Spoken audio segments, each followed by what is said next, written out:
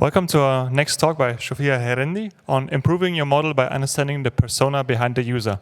Please welcome the speaker. Hey. Thank you. Thank you very much. I would like to start with sharing something very weird about me that I haven't shared with any audience before.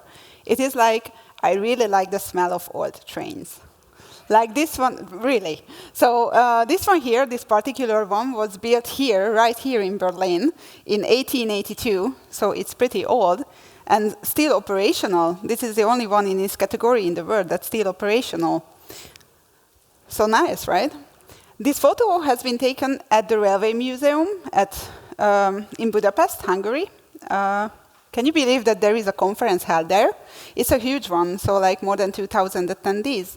And I was so happy that I got invited to this conference and speak, so I could speak to the audience and also smell the old trains at the same time. So it was heaven for me. Yeah, and very close to this venue, to this railway museum, lives my uncle. And I decided to stay over for the time of the conference so I can get there, quicker. This is, if this would work, this is my uncle. Look how cool he is with his walking stick and everything. His name is István. Everyone calls him Pichu. His friends, his wife, even his kids, they don't call him Dad at all. They call him Pichu. Anyways, Pichu is officially retired, but still working in the field. He's a railway mechanical engineer, and basically he's in his profession like more than 45 years now, which is huge. And he loves his job, obviously. And it's not a surprise that we ended up talking about trains that night when I stayed over. And then he showed me this. Well, this is a part of a train. I'm not sure which part, but this is from a train. And yeah, can you believe that he designed this? Not using AutoCAD, not using Solid Edge, or not using any fancy designer tools, but he designed this using Microsoft Word. Really. He designs everything using Microsoft Word. Why do you think he does this? What do you think? Any ideas why he designs these things, these engine blueprints there? Yeah, that's pretty much what I was thinking of. Like he knows Microsoft Word very well, but yeah, part of the reason actually. But I was really speechless when I figured this out. So I asked him, why don't you use some fancy software for designing your engine blueprints? And he said, I hate to be slowed down by the validation, by the stupid validations. I was like, what kind of validations? He said, like, well, the ones like, you don't do that, pay attention to that kind of things. We all know, I guess. Okay. Oh, sorry. Yeah, and he also, he thinks that if something is designed by other engineers, it's not always manufacturable. But what he designs, it's always manufacturable. Or if others design train engines, maybe it's manufacturable, but causes issues, terrible issues later, which is much worse. So, I'm a product manager, and from this perspective, this was really an eye-opener discussion we ended up with. Like, wow, there are people out there struggling with using a tool they would need to use, or it would be great if they would use it. And I was like, do I have a product that there are maybe users out there struggling the same way, and they rather choose Microsoft Word like Pichu did? It was really an eye-opener thing for me. And actually, this is why I'm giving this talk today. Like, talk about this. Like, increase the awareness that there can be people out there, there can be users out there that using your software, and they are so annoyed, like rather choosing these kind of other software. Also, some kind of shocking studies from PwC from late last year on the future of customer experience, where more than 32% of users basically would choose after one bad experience, would leave a product they love, which is a shocking thing as well. Also, 59, I believe, yeah, 59% of users would leave your product after 2 bad experiences. These are huge numbers, right? Also, when they leave your product, probably they will tweet or post about that, like they are so annoyed because they had bad experience. Consumers are more likely to share negative experience about products or about anything. I need to confess, I used to be that person too. I immediately, posted about negative experiences. However, I consciously trained myself not to do it. So first I share positive ones, or I tend to share positive ones, and then the negatives. So it's much nicer way, probably. But still, we need to change this. We don't want people to tweet about us or to post about us, especially if if their experience is negative.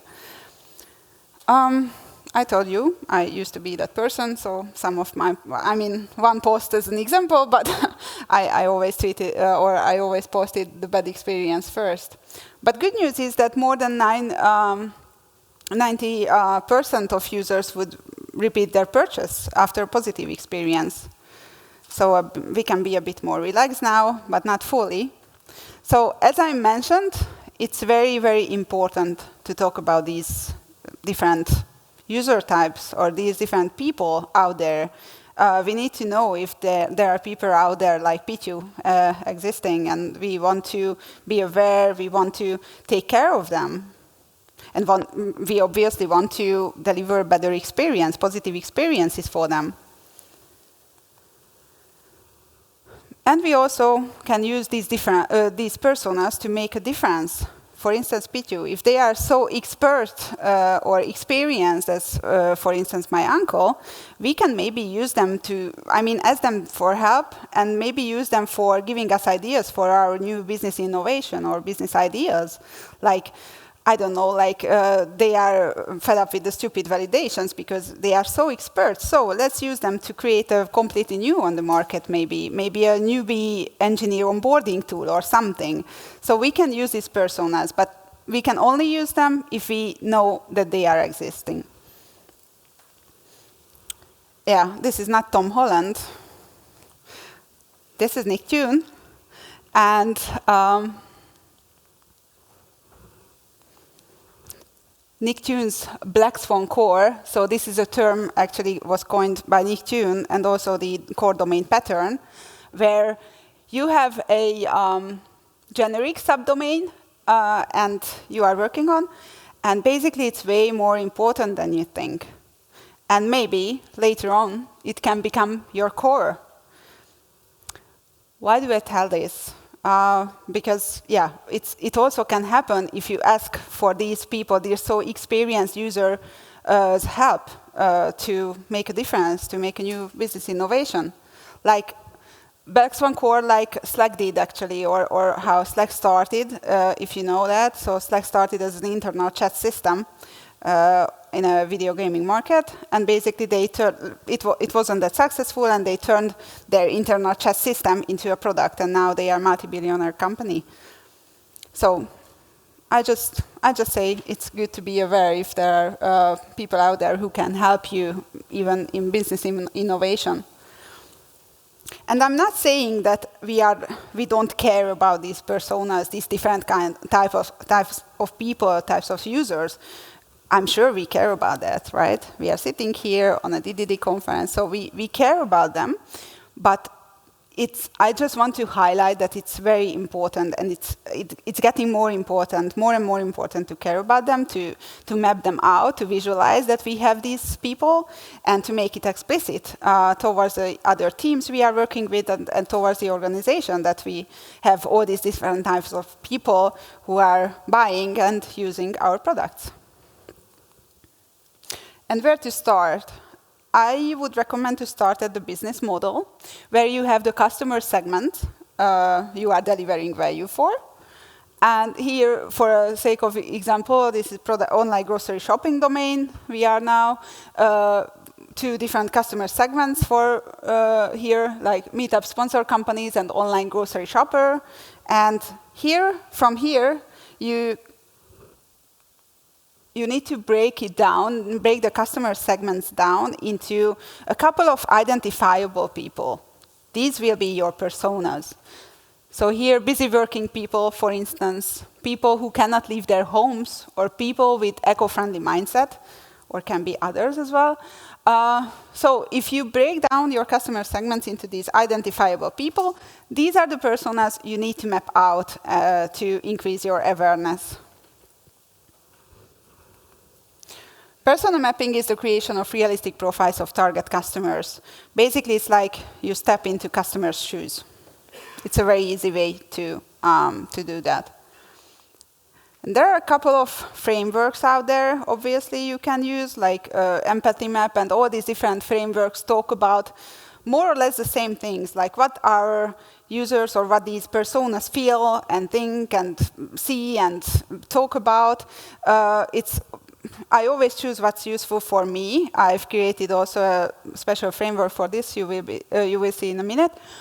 Yeah, the main thing here is whatever you are using, or maybe you can also create your own one, what is most useful for your teams. But the main thing here is whatever you are using, the most important is to do it together with your team and map those personas out together.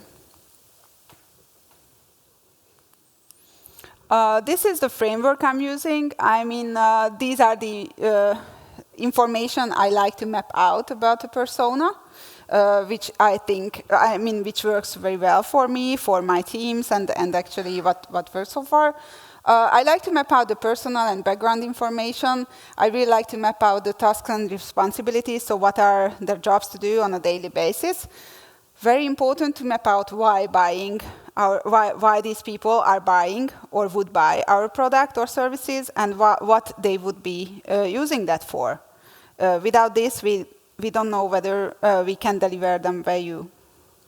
Yeah, motivations and goals, concerns, pain points, and frustrations. These are all the things like from another angle, but basically what they feel, what they say, what they think. So this is what worked for me.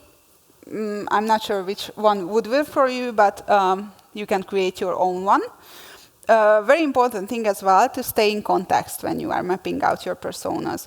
Because, yeah, like if we stick to the online grocery shopping example, and your persona likes to go to the gym and likes to spend time in the gym, basically it can be related, because with the online grocery shopping domain, what we are doing is saving time for that persona, so they can, do what motivates them, so they can go to the gym more often or spend more time in there. But for instance, if you are working on a product which is like, I don't know, how to water your plants or whatever, that's maybe going to the gym for the persona is not that much in your context. But maybe it is, so it really depends, again, as always. Yeah. Oops. Why? Okay. Again, something that I found useful, and I don't really see that too often, is to indicate how confident you are in a piece of information on the persona map.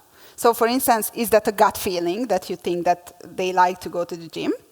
Or you have qualitative and quantitative data to back up this insight? It does matter. So which one is that? I like to use heat maps for that. I will show you in a minute. But so however you can, you should mark that, how confident you are in that information, because it tells you what's your homework, what is the to-do list, right? So what to validate.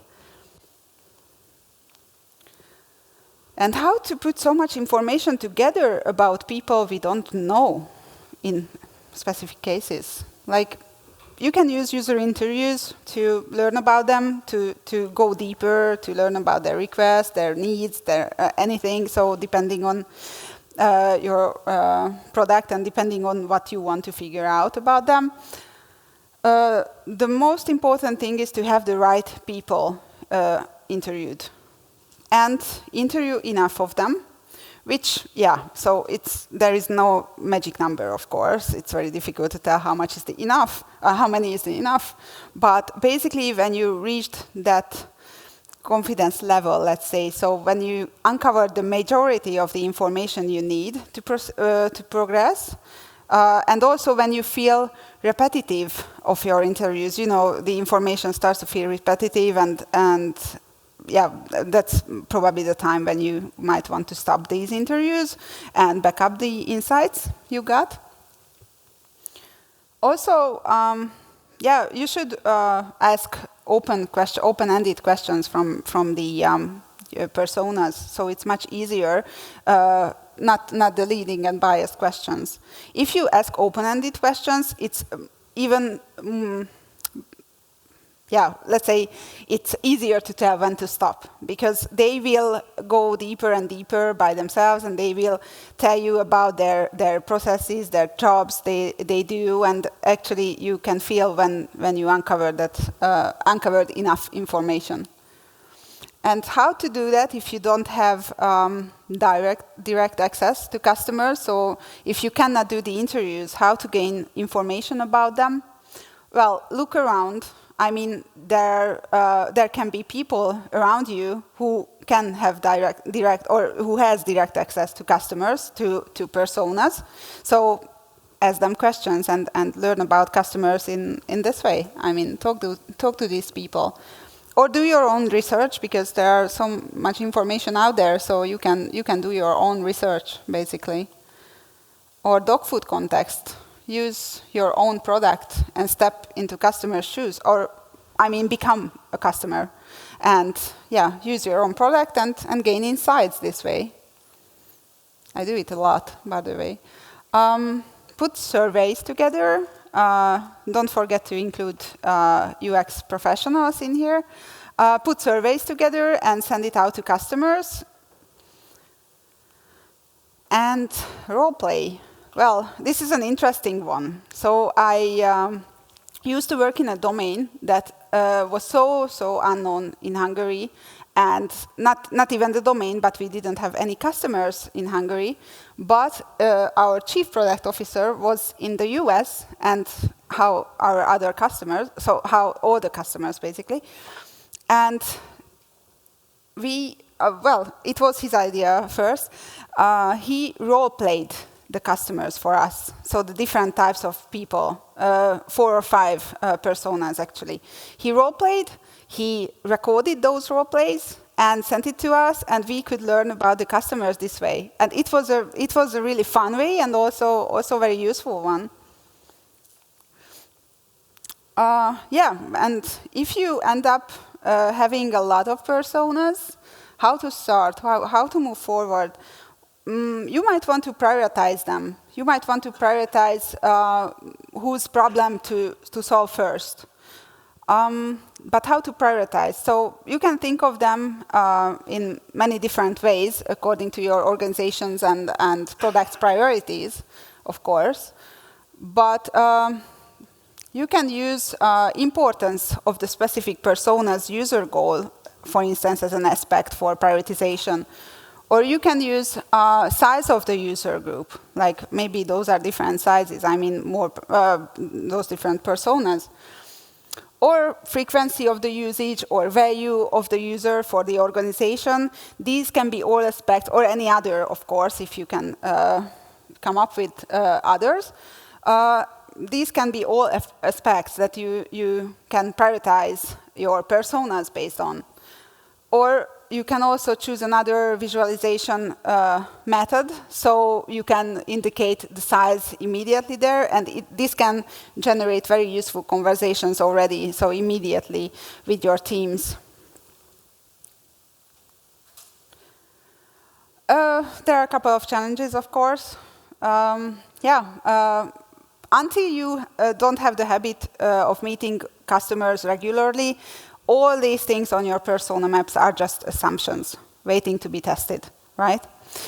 So you really need to have this habit to talk to the customers, to go into customer meeting, to ask your product manager or whoever talks to the customer to involve you in those meetings so you can learn about the customers directly from them or hear about them.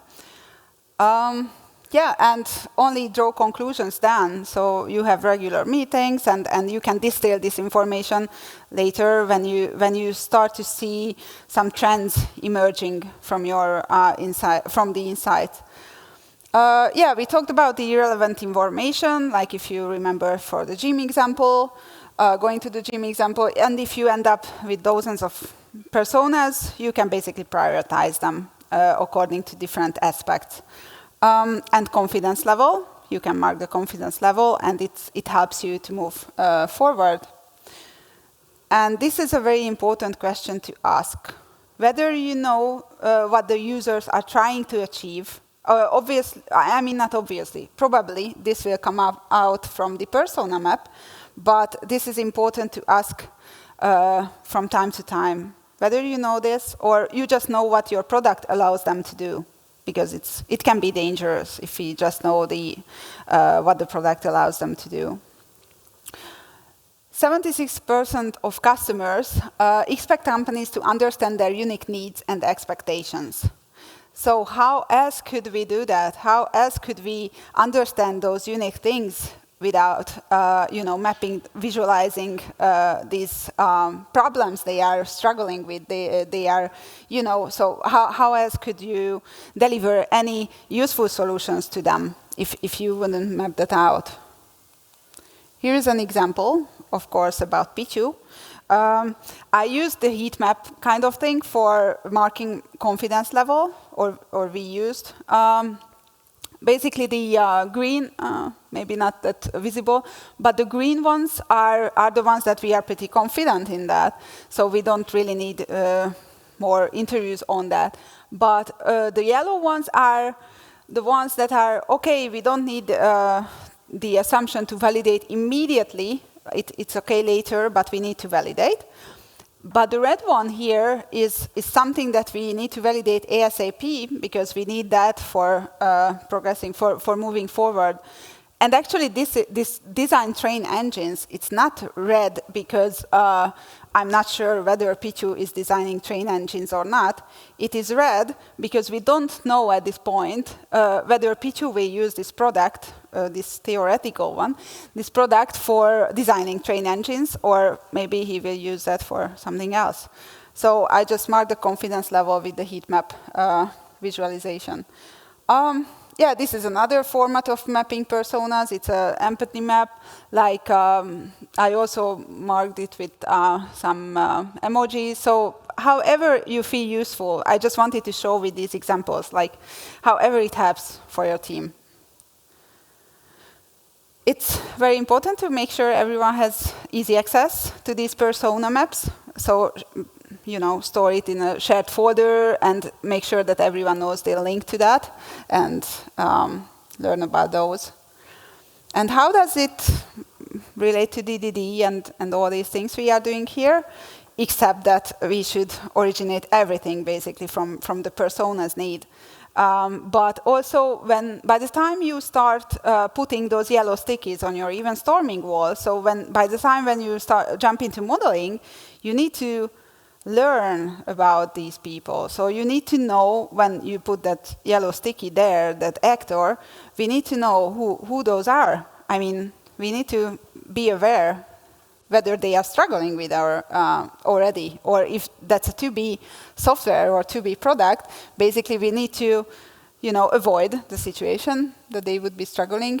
Use what they say, so you can put it even on the event storm model or anywhere, anyhow you modeling what they say, what they feel, if you like, and use this language also when you are going to find boundaries, when you are searching for clues. Maybe you can use the persona's language, so the user's language, to that.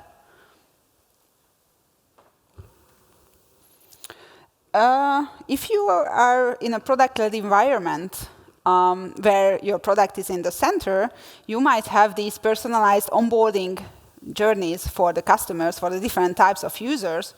And when you are planning or you are designing that, maybe using process modeling for it, you need to make sure that you have designed the process model for all these different kind of people, for all these personas, because the personalized onboarding journey is exactly about that. And you don't want to onboard someone like Pichu, who is fed up with the validations and everything. You don't want to onboard Pichu like, always showing the validations and stuff. So you really need to have this mindset. You really need to think about these people. Yeah, and customer experience is more important than ever. So what I mean here is like, back to the online grocery shopping example. So yeah, maybe you have a nice website, a nice application where people can order grocery online, but maybe your couriers are very rude, and when they are delivering the things, then, the grocery to homes, they are rude, and then your entire customer experience is just like, not good, right? So we need to pay attention to that. And event storming is a great tool, actually, because you are mapping out not just what happens within the application, but you're mapping out the entire domain, the end-to-end workflow, the end-to-end flow of the domain.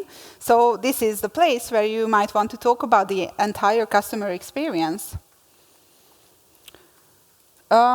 Yeah, just for the sake of clarity, the entire customer experience, what it means. So basically, what I mentioned about before, when you look at the brand as a whole throughout all aspects.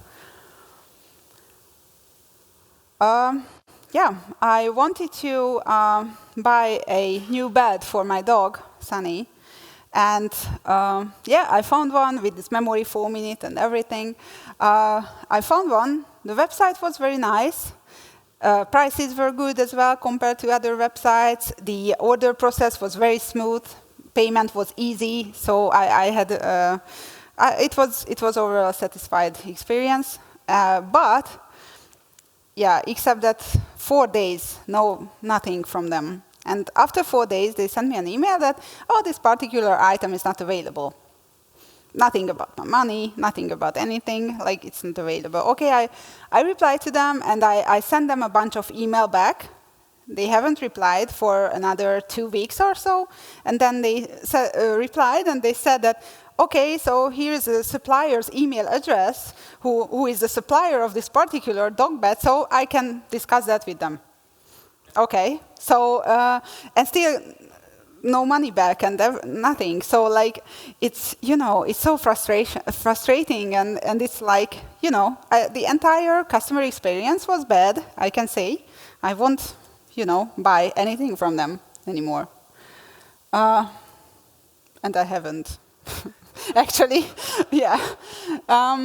Yeah, as I mentioned, you do event storm, and Alberto, you are more welcome to add anything here for the event storming. But if you are doing event storming, I think it is very useful to mark how people, how your users feeling throughout the journey, what they feel.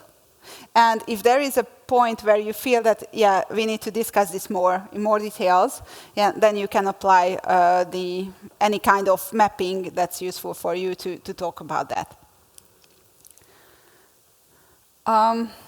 We talk about what they feel because we need to engage them. We need to engage the users. We need them to gain those very meaningful, get meaningful aha moments, get meaningful value out of it as soon as possible, because otherwise you can lose them after the onboarding process. So you need those aha moments for them. And also the onboarding experience I've already mentioned. But for the onboarding experience, for the personalized onboarding experience, you need to be able to segment your customer base. So that's what we talked about earlier. And it needs to be self-serve because no one wants to, pick up the phone and ask about how to do that. And how to measure customer experience at all.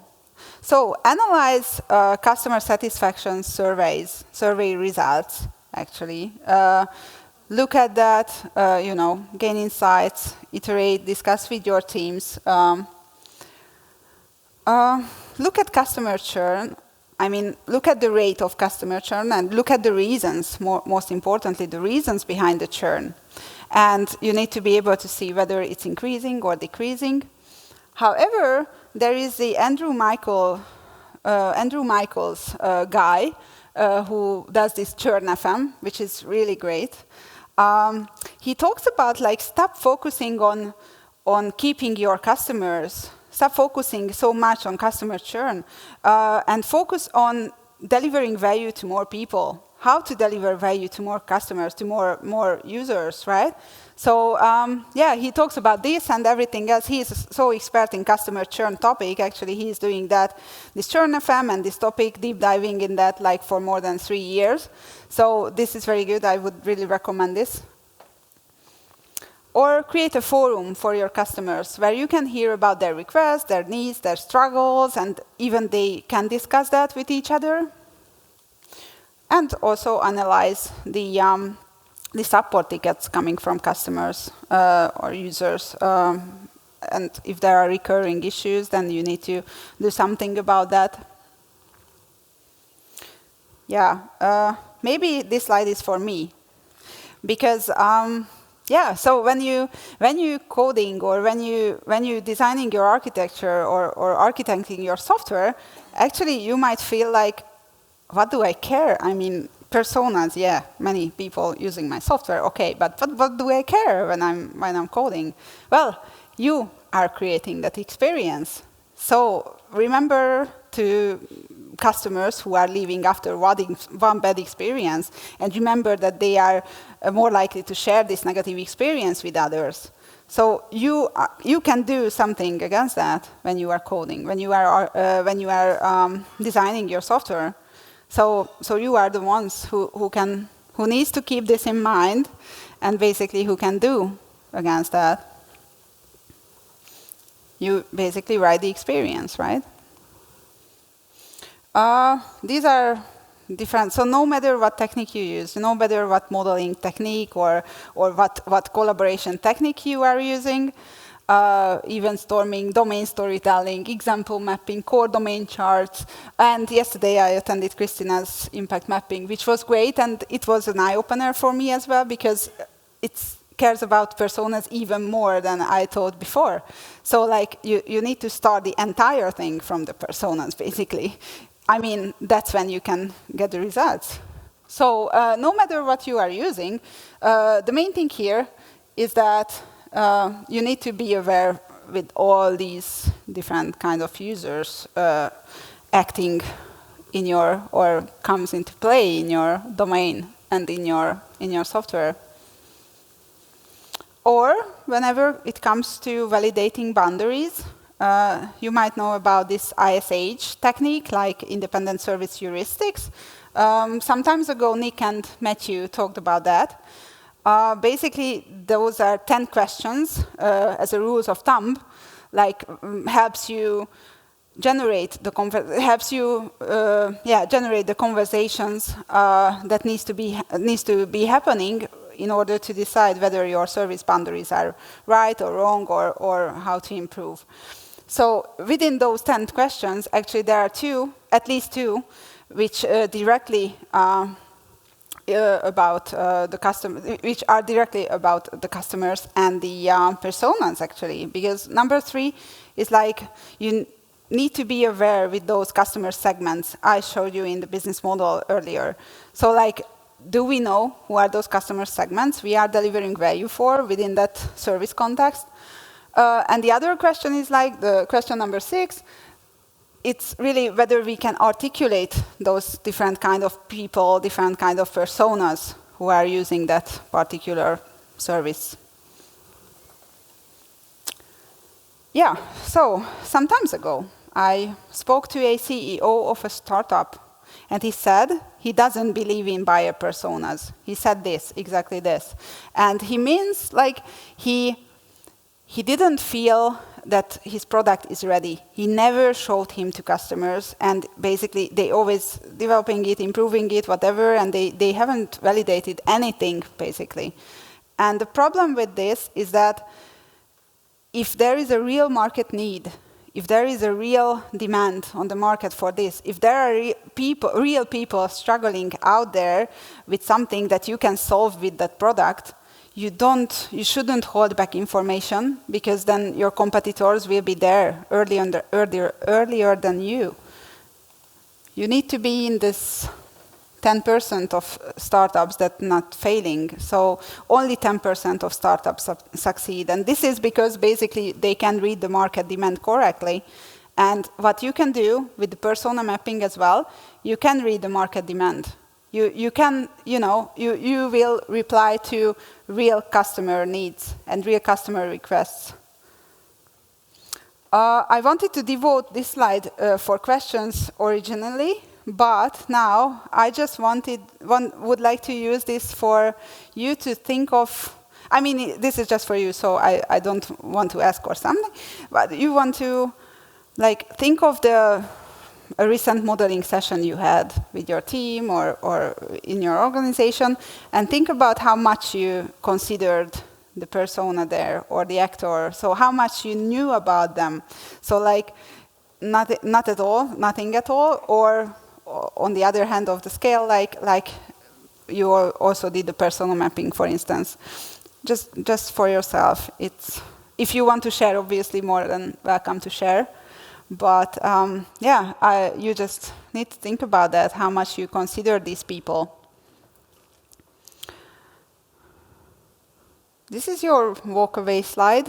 This is Pichu again with the MVP. It's very important to map out our customers and use the framework, what is best for us. Or if there is no best framework yet, let's create one. Consider the different viewpoints of these people. And the pain points, very important, because otherwise you cannot really respond to their needs if you don't know what they are struggling with. On behalf of Pichu, Sunny, and myself, I would like to thank you very much. I hope you enjoy that. Don't forget about personas, people struggling out there. That's why I'm saying so many times, because you should consider all these people. And that's it from me. Thank you very much. Thanks. Thank you.